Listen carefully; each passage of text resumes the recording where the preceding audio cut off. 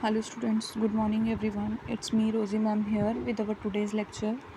So students, in our previous class we discussed about the need and importance of physical education and misconceptions of physical education.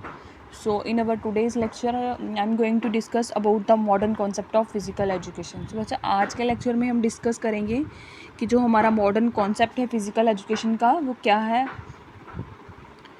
Question आपका इस तरह से रहेगा, what is the main modern concept of physical education. In the past physical education was viewed as only the pursuit of activities like running, jumping, throwing, fighting and hunting etc., which were considered as survival insurance activities. इसमें उन्होंने बताया कि जो हमारा past था यानी कि modern time से पहले का जो पीरियड था पास्ट टाइम वाला, उसमें क्या था, फिज़िकल एजुकेशन के रिगार्डिंग इंडिविजुअल्स का क्या व्यू रहता था.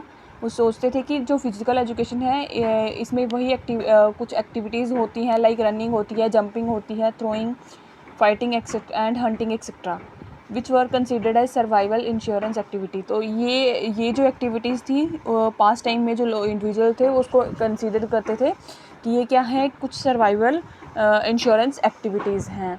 With the passage of time, जैसे जैसे समय बदलता गया, टाइम चेंज होता गया, these activities become a source of entertainment, display of skill, strength and achievement. जैसे जैसे टाइम बदलता गया फिर लोग सोचने लगे कि ये जो हमारी फिज़िकल एक्टिविटीज़ है लाइक रनिंग, जंपिंग, थ्रोइंग वगैरह, तो ये क्या है, ये जो एक्टिविटीज़ हैं ये क्या है, एक सोर्स है हमारा एंटरटेनमेंट का, जिसमें हम क्या करते हैं, अपने जो स्किल्स हैं, हमारी जो एबिलिटी है उसको इम्प्रूव करते हैं या डिस्प्ले करते हैं. जिसके अंदर हमारी कुछ एक्टिविटीज़ आती हैं लाइक स्किल तो इम्प्रूव होते हैं, साथ में हमारी जो स्ट्रेंथ रहती है और हमारी जो अचीवमेंट रहती है वो क्या होती है, बेटर होती है. Along with the progress of man, जैसे जैसे प्रोग्रेस होती गई, पास्ट टाइम से थोड़ा आगे मूव ऑन होता गया, मैन ने प्रोग्रेस करना शुरू कर दिया इन हीज़ वाइडनिंग इन्वायरमेंट. उसका जो इतना बहुत बड़ा जो इन्वायरमेंट था उसमें ह्यूमन ने प्रोग्रेस करना शुरू कर दिया. Came the establishment of various institution of society such as. तो जब उसने मूव ऑन करना शुरू किया प्रोग्रेस की तरफ अपने इन्वायरमेंट में, तो फिर उसने क्या किया, इस्टेब्लिशमेंट की बहुत सारी चीज़ों की, लाइकवाइज इंस्टीट्यूशन, उसने इंस्टीट्यूट ओपन किए, सोसाइटीज़ बनी. फिर उन्होंने अपने घर बनाए सच एज़ होम, स्कूल्स बनाए, कुछ रिलीजियस प्लेसेस बनाए और गवर्नमेंट एक्सेट्रा. तो ये सारी चीज़ें जैसे जैसे वो करता गया, प्रोग्रेस होती गई मैन की, तो वह क्या क्या करता गया, अपने इन्वायरमेंट में इस्टेब्लिशमेंट करता गया और ये सब चीज़ें उन्होंने अपने इन्वायरमेंट में लाई. इन द बिगनिंग, शुरू में क्या हुआ, शुरू में in the beginning no importance was attached to such activities as education concentrated only the development of mental facility through the lesson of grammar and laying emphasis on the academic pursuit could not help the children in the proper growth and development.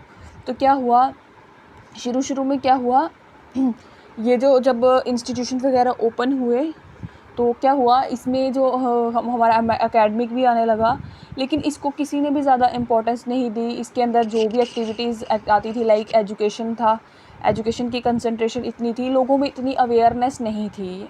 हम ऐसे भी कह सकते हैं कि लोगों में इतनी अवेयरनेस नहीं थी. उनको वो सोचते थे कि जो हमारी फ़िज़िकल एजुकेशन है इसमें क्या होता है, मेंटल डेवलपमेंट जो है वो होती है फैसिलिटीज़ थ्रू द. तो क्या होता है, जब वो उसने स्कूल या कोई एक्टिविटी एजुकेशन के साथ उसका कंसर्न हो गया तो उसके अंदर क्या होगा, मेंटल फैसिलिटीज़ डेवलप होने लगी. किसकी वजह से, उसके स्किल इम्प्रूव हुए ग्रामर की वजह से. सिर्फ उससे क्या हुआ, उसकी स्किल इम्प्रूव तो हुए, उसने पढ़ना सीखा या कुछ भी है. देन उसके बाद क्या हुआ, lesson of grammar and laying emphasis and academic pursuit could not help the children.